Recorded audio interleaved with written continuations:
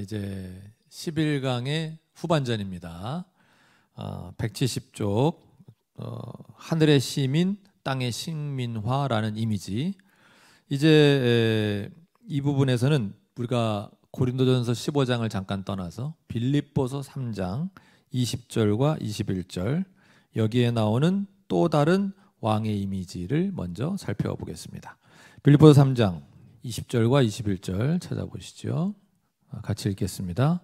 그러나 우리의 시민권은 하늘에 있는지라 거기로부터 구원하는 자 곧 주 예수 그리스도를 기다리노니 그는 만물을 자기에게 복종하게 하실 수 있는 자의 역사로 우리의 낮은 몸을 자기 영광의 몸의 형체와 같이 변하게 하시리라. 아멘. 자, 그러니까 이 이미지는 고린도전서 15장과 주제가 매우 비슷하고 실제로 같은 시편 8편에서 시편 8편도 여러분 한번 찾아보십시오. 8편에서 핵심 요점을 인용하면서 모든 권세 위에 있는 예수님의 권위를 강조하고 있다. 그렇죠. 지금 좀 전에 우리가 고린도전서 15장에서 봤던 그 부분과 연결되는 모든 권세 위에 있는 예수님의 권위를 강조하고 있습니다. 그러면서 이제 빌립보서의 배경을 좀 설명을 하고 있어요. 빌립보는 로마의 식민지였습니다. 아우구스투스는 빌립보 전쟁과 악티움 전쟁 이후에 퇴역 군인들을 그곳에 정착시켰다. 빌립보의 모든 거주민이 로마 시민이었던 것은 아니지만 누구나 시민이 무엇을 의미하는지는 알고 있었다. 식민지를 만든 의도는 두 가지였다. 첫째는 더 넓은 문화권 안에서 카이사르에게 황제죠. 로마의 황제 카이사르에게 충성하는 사람들의 조직망을 만들어냄으로써 로마의 영향력을 지중해 주변으로까지 확장하는 것이었고, 둘째는 수도 자체의 과밀화 현상을 피하는 방법 중 하나였다. 황제는 은퇴한 군인들이 피 묻은 손으로 한가롭게 로마를 돌아다니며 문제를 일으키는 것을 원하지 않았다. 그보다는 다른 곳에서 농장을 세우고 사업을 하는 편이 훨씬 더 나았다. 이게 이제 그 식민지에서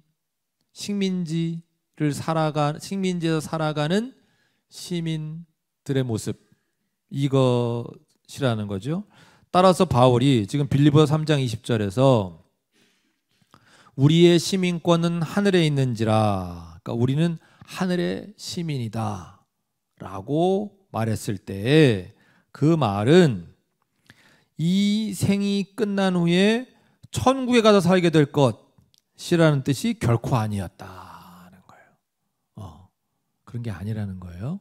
근데 이제 그 뒤에 그 미주에 보시면 앨리스터 맥그레스가 이제 그렇게 읽었다. 근데 이제 앨리스터 맥그레스뿐만 아니라 많은 분들이 이렇게 생각을 하죠. 우리가 하늘의 시민권이 있다, 하늘의 시민이다라고 이야기를 하면 이건 이제 죽은 후에 천국에 가는 거기 가서 살게 된다. 이제 이런 걸로 해석을 하는데 그거는 플라톤의 영향을 받은 본류에서 약간 벗어난 기독교 사상이고, 지금 사도 바울이 이 빌립보서 3장 20절, 21절에 적은 의미는 결코 그게 아니다라는 게 지금 톰 라이트 선생님의 말씀이에요. 주장이죠. 그런데 이건 톰 라이트뿐만 아니라 그 오늘날 많은 신약학자들이 이 견해를 따르고 있어요. 왜냐하면 본류 예수님의 가르침, 또 사도들의 가르침, 사도 바울, 또 요한계시록, 뭐 복음서, 그 다음에 그 200년경부터 플라톤 사상이 많이 기독교 안에 들어왔다 그랬잖아요. 그 전까지, 그러니까 1세기, 2세기의 초대교회 교부들, 그분들의 그 책 내용이나 가르침을 보면 이런 사상이 없었다는 거죠. 플라톤적인 사상이 없었다는 거예요. 그래서 여기 지금 하늘의 시민이라고 말할 때 사도 바울이 말한 의미는 뭐냐 하면 구원자이시고 주이시고 왕이신 예수님이, 물론 이거 전부 왕에 대한 호칭인데 우리가 지금 왕 그거를 보고 있잖아요. 이 호칭이 그 왕이신 예수님이 하늘로부터 땅으로 와서, 이게 굉장히 중요한 거죠. 하늘로부터 땅으로 와서 사람들의 현재 상황과 상태를 바꿀 것이라는 의미라는 거예요. 그러니까 우리가 하늘의 시민이라는 건, 아까 그 빌립보 로마 황제가 빌립보라고 하는 곳에 퇴역 군인들, 시민들을 보내서 도시를 건설하게 하고 거기서 살게 한 것처럼, 우리가 하늘의 시민이지만 우리가 사는 곳은 어디예요? 여기 땅이라는 거죠. 죽어서 저 어딘가로 그 비물질적인 어떤 세계로 간다, 그곳에 우리가 시민이다, 이 얘기를 하려는 게 아니라 마치 식민지에 살고 있는 로마의 시민처럼 우리는 하늘의 시민으로 여기서 살아간다는 거예요.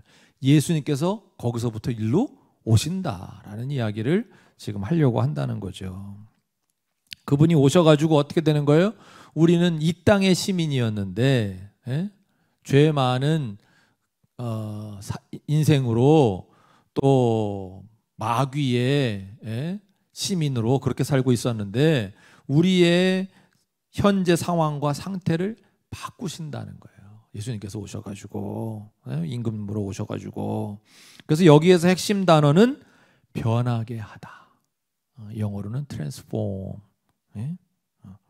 여러분 그거 아시죠? 트랜스포머 아시죠? 트랜스포머? 네, 막 변하잖아요. 자동차였다가 자동차인가 했는데 로봇이 되고 막 그런 것처럼 변하게 하다.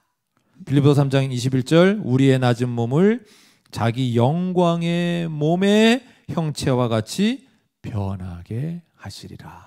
트랜스폼 하시는 게, 이게 지금 핵심 단어라는 거예요. 그러니까 그날에 예수님은 우리를 트랜스폼하게 하시는데, 그게 현재 지금 우리가 갖고 있는 이 육체성이 불필요한 것이고 따라서 폐기될 수 있다고 선언하시지 않을 것이다. 그렇게 하시지 않는다는 거예요. 이걸 폐기시키는 게 그분의 목적이 아니에요. 또 진화의 속도를 더함으로써 그냥 육체를 개선하기만 하시지도 않을 것이다. 그렇게 하신다는 게 아니에요.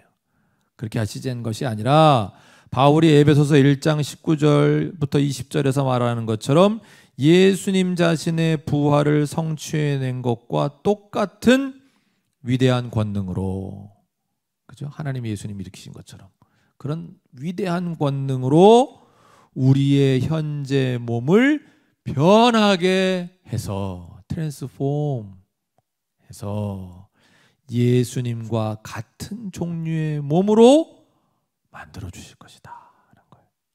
예수님의 그 부활체, 우리 지금은 잘 모르지만, 어떤 모습이 정확하게 모르지만 그걸로 트랜스폼 하게 하신다. 즉 그 말씀을 하고 있다는 거예요.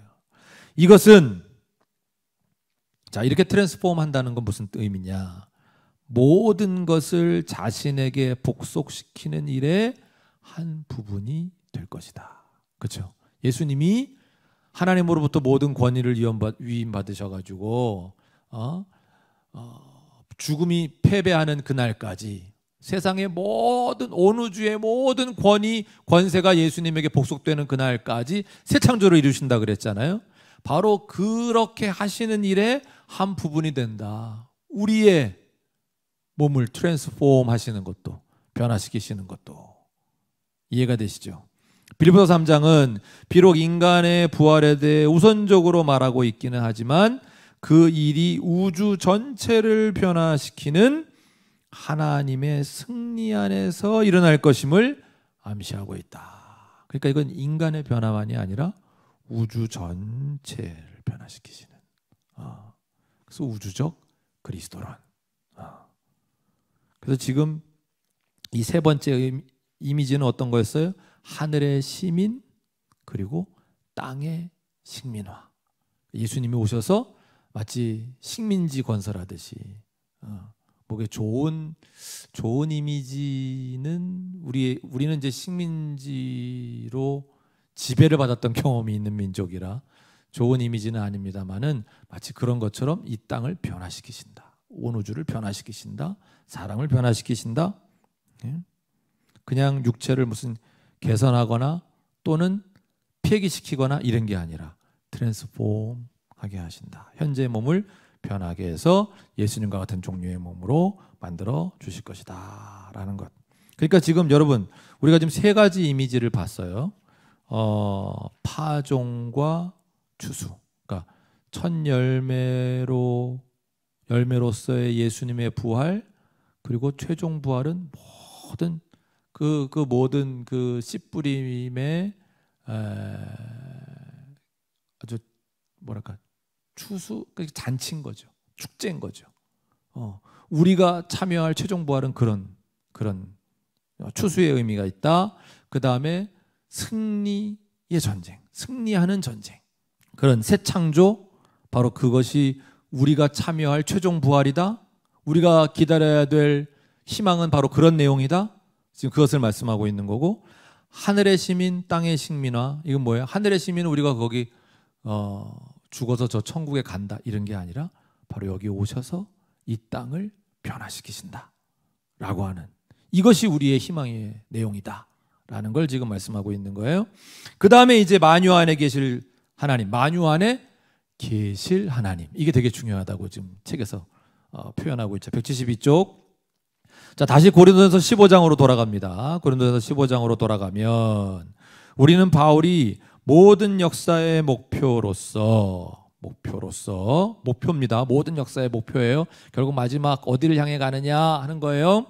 목표로서 하나님이 만유의 주로서 만유 안에 계시려 함이라. 15장 28절이라고 선언하는 부분을 보게 된다.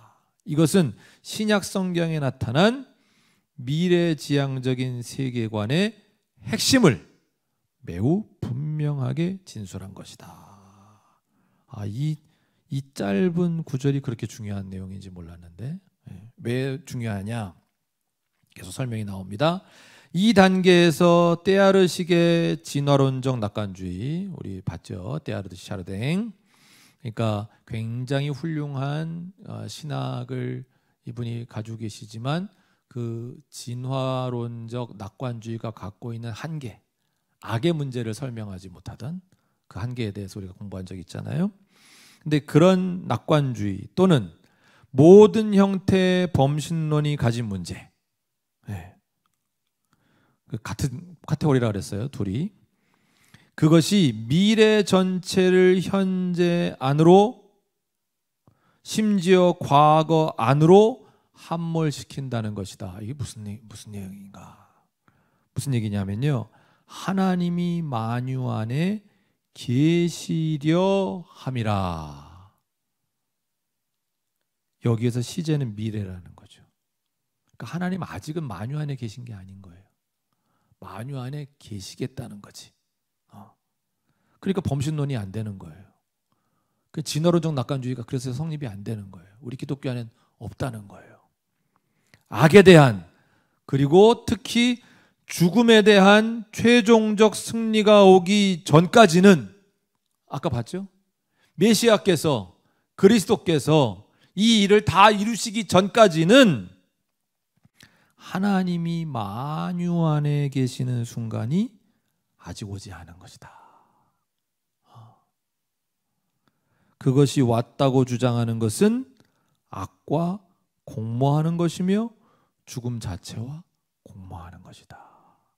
이해가 되시죠? 여기서 지금 악이 그렇게 지금 이 선한 창조계 안에서 움직이고 있기 때문에 악이 하는 일들, 그것과 하나님은 함께 하시지 못하고 있다는 거죠. 그렇다면 하나님의 창조 질서와 현재와의 관계에 대해 우리는 어떻게 지혜롭게 생각해야 하는가? 만약 하나님이 참으로 이 세상의 창조주라면 창조계가 하나님과는 별개로 존재하는 것이 중요한 문제가 된다. 이것은 때로 사람들이 땡땡땡 괄호 안에 생각했던 것과 같은 도덕적인 문제가 아니다. 그리고 논리적인 문제도 아니다. 제가 괄호 안에 건 다시 좀 이따 읽어드릴게요. 도덕적인 문제가 아니고 논리적인 문제가 아니고 앞에서 말한 것처럼 창조가 사랑의 행위였다면 거기에는 하나님이 아닌 다른 어떤 것의 창조를 포함할 수밖에 없다. 하나님은 자신이 아닌 자기의 별개의 존재, 자신과는 다른 존재를 사랑하신. 사랑이라는 건 그런 관계성의 문제니까.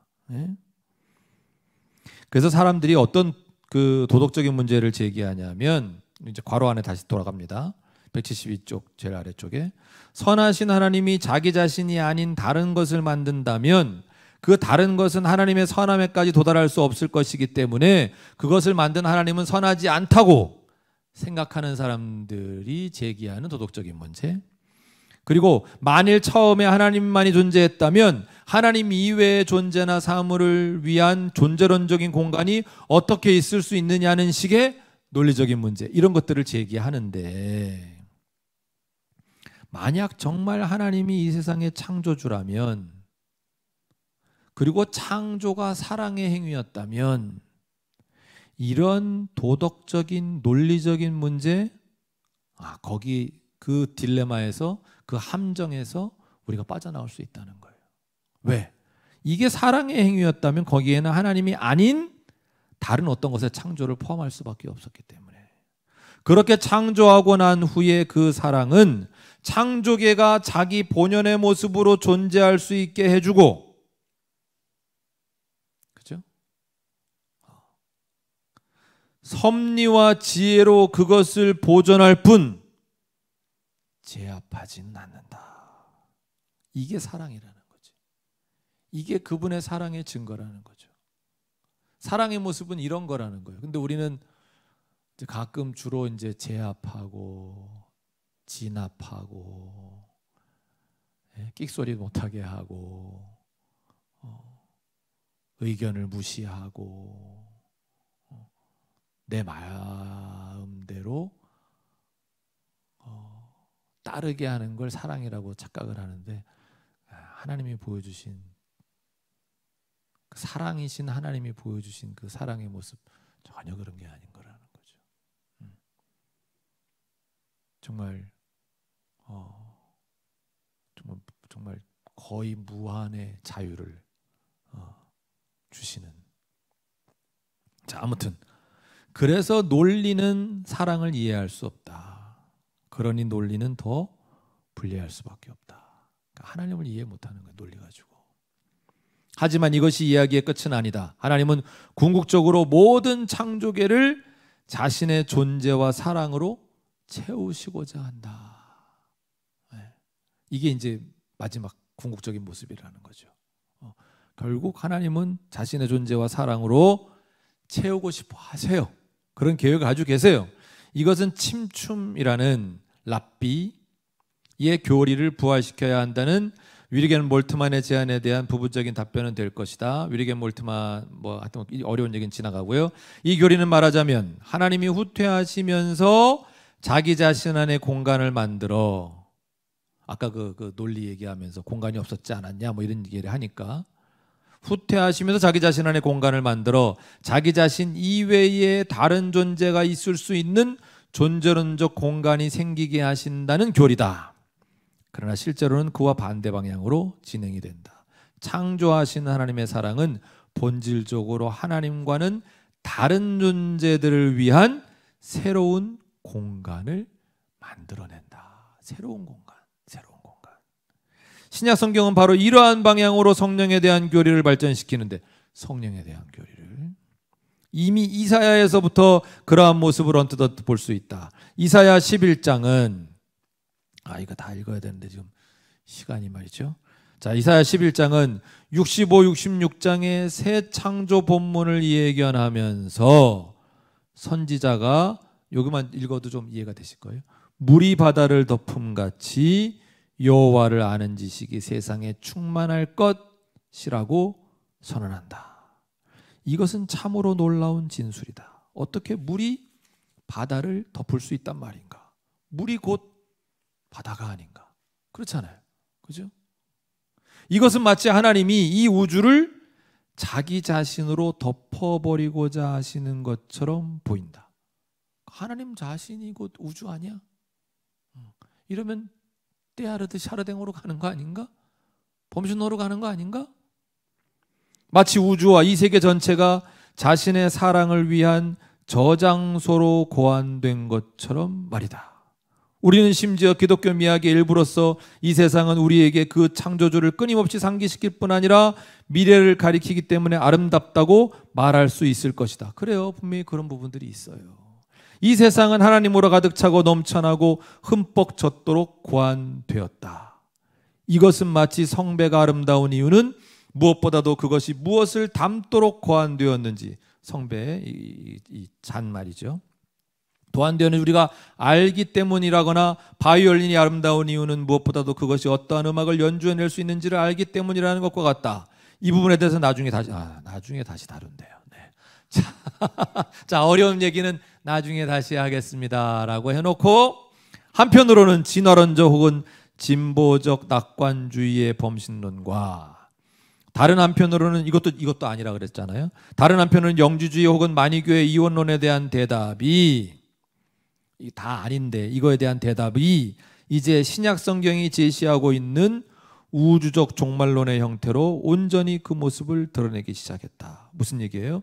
이 세상은 선하게 창조되었지만 불완전하죠. 예. 불완전하다고 악한 건 아니라 그랬어요. 거긴 신성이 없어서 불완전할 뿐이라고 했죠. 그러나 분명히 선하게 창조된 것 같다. 언젠가 반항의 모든 세력이 패배당하고 나면, 현재는 반항적 우상 숭배로 세상에 악이 가득하지만, 악이 들어와 있지만, 그 반항의 모든 세력이 패배당하고 나면, 그리고 창조계가 그 창조주의 사랑에 자유롭게 그리고 기쁘게 반응하게 되면, 그러니까 현재까지는 무슨 도덕적인 질문으로, 논리적인 질문으로 하나님의 사랑에 제대로 반응하고 있지 않단 말이에요. 반항적 우상 숭배와 더불어서. 그런데 자유롭게 기쁘게 이제 하나님의 사랑에 반응하게 되면, 하나님은 자기 자신으로 그 세계를 채워서, 그때 하나님은 자기 자신으로 그 세계를 채우신다는 거예요. 아까 우리 봤죠? 만유 안에 계시려 함이라, 계실 것이다. 이때 그렇게 하신다는 거예요. 이때 예수님이 다 패배시키고 나서, 그때 하나님은 자기 자신으로 그 세계를 채워서 그것이 하나님과는 별개의 독립적인 존재로 머무는 동시에, 그렇죠, 하나님과 같은 건 아니야. 그러나 동시에 하나님 자신의 생명으로 넘쳐나게 하실 것이다. 이건 사랑의 관계가 아니고서는 이해할 수 없다는 거죠. 이것이 바로 사랑의 역설인데, 이건 뭐 논리적으로는 이게 말이 되는 거야 안 되는 거야 이런 얘기를 할 수밖에 없는데, 사랑해보면 아는 거죠. 사랑해보면 아는 거예요. 나와 분명히 독립적인 다른 존재이지만 내가 그 안에, 그가 내 안에 있는 것과 같은 하나님 자신의 생명으로 넘쳐나는 그 관계. 이 사랑의 역설, 자유롭게 주는 사랑은 자유롭게 되돌아오는 사랑을 위한 배경을 만들어내고, 그렇게 순환하면서 완전한 자유와 완전한 연합은 서로를 배제하지 않고 오히려 서로를 축하하며 온전하게 만들어준다 하는, 그래서 만유 안에 계실 하나님, 이건 언제의 하나님이에요? 역시 이것도 예수님의 부활, 그죠? 온전한 최종 부활, 우리가 참여할 그 최종 부활에 있을 사건, 만유 안에 계실 하나님. 일단 하고 다음 동영상에서 또 여러분 이렇게 하시는 게 더 나은지 어떤지 잘 모르겠습니다만은, 하여튼 공부 잘해주시고 성경 미진하게 읽은 부분은 성경 다시 한번 찾아서 읽어봐 주시고 또 새 번역으로 한번 읽어보시면 훨씬 더 이해가 쉽게 되시리라고 생각이 됩니다. 자, 11강은 여기까지 하고 곧 12강으로 다시 뵙겠습니다. 감사합니다. 고생들 하셨습니다.